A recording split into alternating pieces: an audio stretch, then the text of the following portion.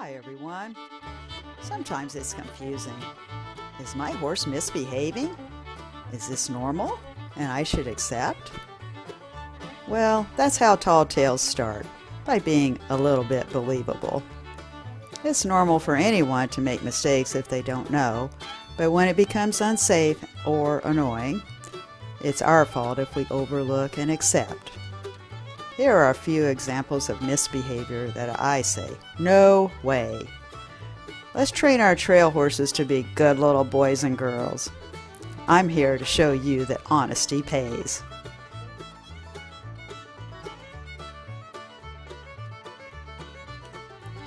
Andrea's horse surprised her with a burst of energy coming up this steep hill. Although he was a bit speedy, she kept him under control by holding her rein short to keep him from cantering. She had a good hold on the horn, her seat and legs were firmly set. And she had a good sense of humor throughout. Andrea knows it's quite dangerous to let her horse lope up a steep hill. The sheer power of their hindquarters can send you right off their back. It's safest to walk. Make your horse use that rear end power to dig in and climb without losing you. Here's how to practice. Select a slight hill to practice a controlled climb. Go a few steps and stop. Stand for 5 or 10 seconds and then signal for a walk. Now go only about 4 to 6 steps at a time. And repeat. Each time you'll stand a little longer.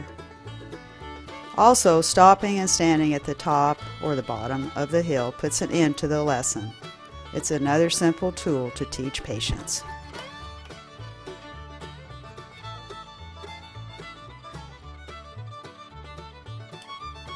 Watching a horse paw is so frustrating, and the only way to fix this problem is to wait it out. Young Harley here has spent a few hours of his life learning this lesson. And I think there will be several more to come. The mats are helpful because it keeps them from tearing up the ground. Hobbles work, but they are a gimmick. It may not be a long-term fix. If you try hobbles, be sure to allow him to get used to them first in a large fenced area.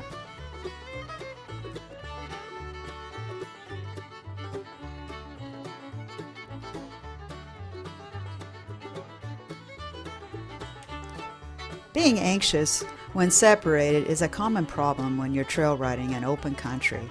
It's a security, lack of confidence issue. To correct this, ride with a partner who has a confident, well-trained horse. Start off together, then separate by 10 feet or so for a bit, then return to each other again. If it goes well, move further apart. If your horse becomes anxious, just backtrack to the previous comfort zone.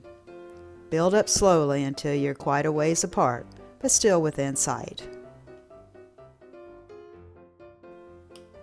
Here's part 2 of separating.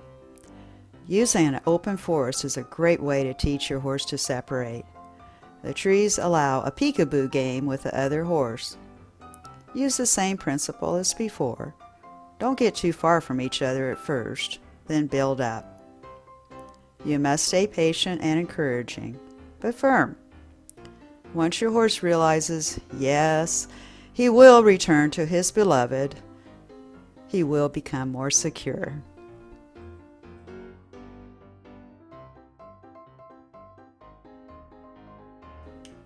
Kelly here is on a solid walking horse, but how annoying it is to be on a jiggy horse on the way home. He's thinking the saddle's coming off and soon he's going to be with his buddies and maybe eat supper too. No way. When you get back to the barn or trailer, do not make him comfortable. You put that horse to work. Launch him, round pen, go in the arena and lope his legs off. Trot around the parking area. You must convince him to think, gee, that really wasn't such a good idea to hurry back after all.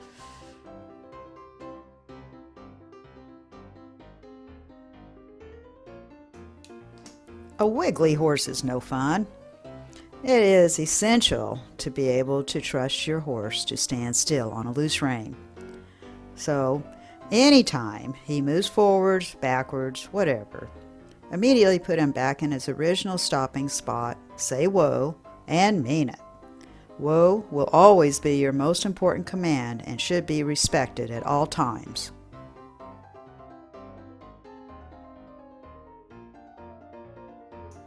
Crowding the lead horse also is caused by insecurity and inexperience.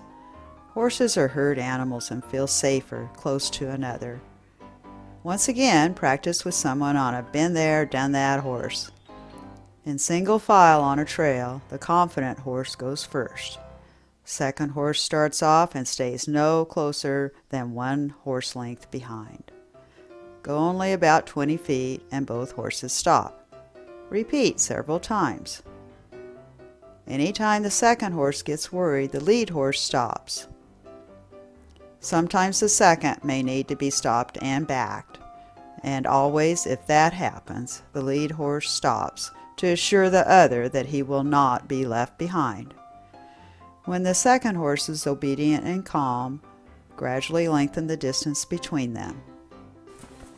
We're passing you, remember? Another helpful exercise is what I call leapfrog.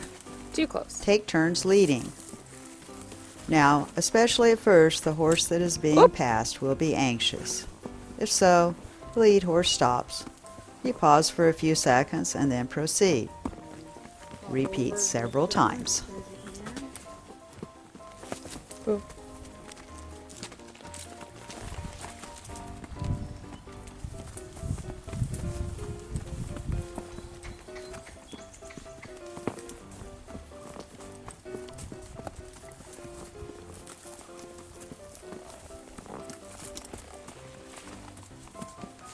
Oh. Sure. And then there's the disappearing horse mystery. This situation happens mostly in densely wooded trails. The lead horse gets out of sight on a corner, and the second horse says, "Oh my gosh, I'm all alone." Then he rushes to catch up. To practice this, the lead horse should be only a few horse lengths away and stop just around the corner. If the second horse becomes too anxious, shorten the distances until all is well, and then lengthen out again. Whoa. Whoa. Hey. Whoa.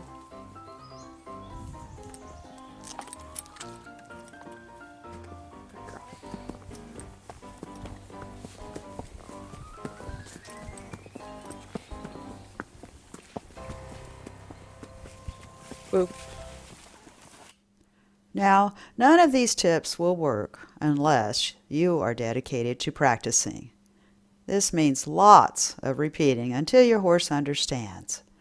But it's so worth it to have a well-behaved animal. And you can have a clear conscience when you're bragging about your horse. No tall tales for you, just the facts, ma'am.